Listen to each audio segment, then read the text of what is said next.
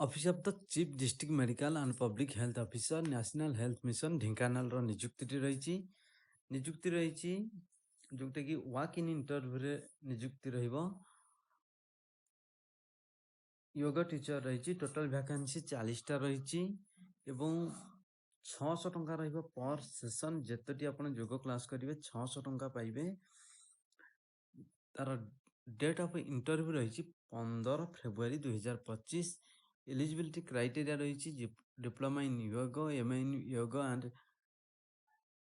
Yogic science certificate course in yoga for a recognised institute and university age limit रही 21 वर्ष रु 50 वर्ष रही जो दिन रही आपको वाक इन इंटरव्यू से दिन आप 10टा ରୁ 11टा मध्य आपन ना रेजिस्ट्रेशन करेंगे और तार एप्लिकेशन फॉर्म जो अच्छी फिलअप करके नहीं जाइए सेठी आपको सबमिट करने को पड़ो। एप्लिकेशन फिलअप करने सहित आपंकर जहाँ अन्य डॉक्यूमेंट मागी नहीं साथी जी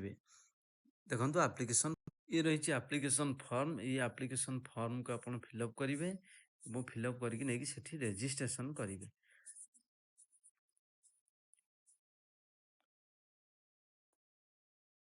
डॉक्यूमेंट मागी 2 कॉपी